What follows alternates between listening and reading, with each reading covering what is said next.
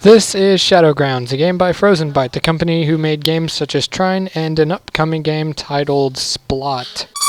I was running short on time, so I decided to choose hard mode, of course.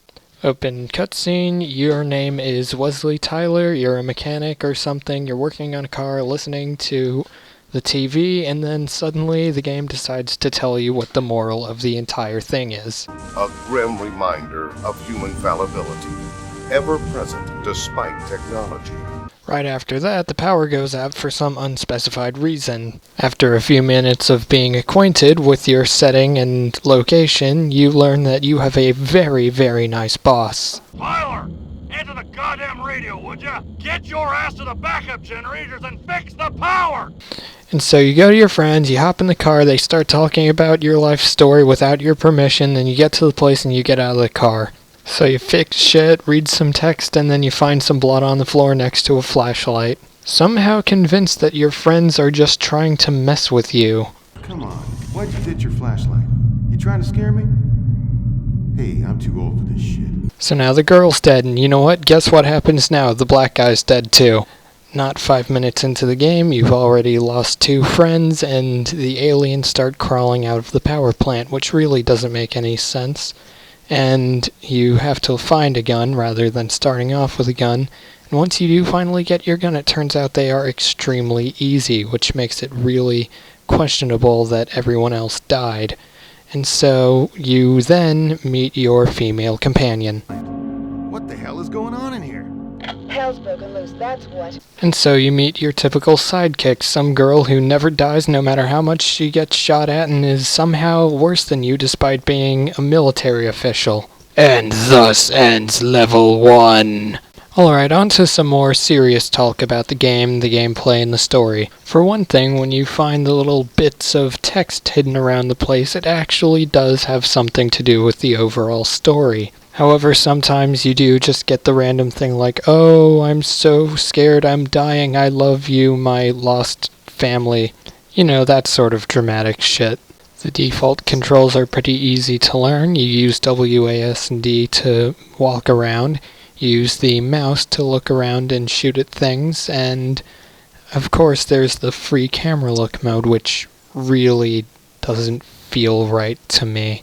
Over the course of the game, you will collect 10 guns, each of the gun having 3 different upgrades, and you get the upgrades by collecting upgrade parts from monsters, which I don't really get. This game is just drenched in video game logic. You go into an evil alien ship, and what do you find in there? Oh, you find health packs from the humans. Oh, and ammo bags from the humans.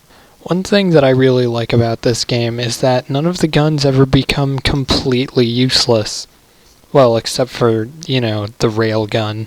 Sure, it can take down most huge enemies in like 2 or 3 shots, but it still shoots slow as hell. One thing that I do not like about this game, however, is that there is a life system. Whenever you die, you wake up in a pool of blood being gnawed on by a bunch of, I don't know, weird bug things, the lowest tier of enemies. And if you die 5 times, then you have to restart the entire level. Some could argue that at least they didn't make you restart the entire game whenever you lost 5 lives, but that's like saying, at least the torturer didn't put bamboo under my nails. No, he just kept whipping me like all the rest of them. One thing about this game that I'm very fond of is the voice acting, as a previous video has suggested. I found the card. Everybody is dead. You could not describe Wesley Tyler as a very emotional man. In fact, sometimes he just doesn't make any sense at all. I found one of those blue flares. Otherwise, it sure is dark here. Except for my weapons. Also, for better or for worse, the map design seems to have a lot of variation. At one point, I walked through a rock that I wasn't supposed to walk through and found 2 health packs and a pulse rifle, even though I didn't really need those. Further attempts at exploring the area revealed that it was in fact a dead end, which you wouldn't think when the place is decorated with shiny crystals that don't appear anywhere else in the entire level. Another thing about the game, I'm not sure if this is to be considered a problem or a good thing, but you can get through a lot of the game just using the first 3 weapons. For example, the pistol has a double damage upgrade, an extended clip upgrade, and a tranquilizer dart upgrade, which allows you to slow down your enemies. The pulse rifle has a double damage feature as well, and also has a taser, which takes up absolutely no ammo, takes a while to recharge, but also completely immobilizes one enemy. And then the third weapon, which you get in the second level, the shotgun, is what I like to call the fuck this option. Like in most games, the shotgun will deal serious damage to anything within a close enough range, making the railgun pretty much useless unless you want to kill someone far away, which rarely ever happens. And if the shotgun is the fuck this weapon, then its burst fire mode is the fuck everything button, which unloads your entire shotgun clip within a second, effectively killing anything that is in front of your barrel. I only needed 2 burst fires to take down the robot from RoboCop. The enemies also have a fair bit of variation. Some enemies scuttle and bite at you, some of them can poison you, some of them can even turn invisible. A lot of them are just really big and shoot a lot of shit at you. And then there's the least important part, the graphics.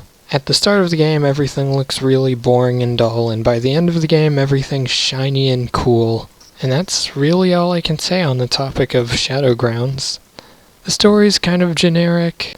Without wanting to give too much away, it all pretty much adds up to become a sci-fi version of a Smokey the Bear ad. A grim reminder of human fallibility. But when it all comes down to it, you really can't complain when you're handed a shotgun, a flamethrower, and a rocket launcher and are forced to fight 2 of the prototype robots from RoboCop. And on the topic of difficulty, let me just say that on the final boss fight, when I finally won, I had 4 health and no lives left. So in terms of difficulty, this game's pretty intense, so if you're a hardcore top-down shooter sort of guy, go ahead, that might be your thing. Can't really speak much for the casual gamers, so try easy mode. Who knows? I didn't try it. I'm way too full of myself to try easy mode. Oh, and you should probably dodge roll as often as possible in this game. I don't think I did it enough. If I had to give this game a rating, I would rate it a fuck off, this game is awesome, you should play it.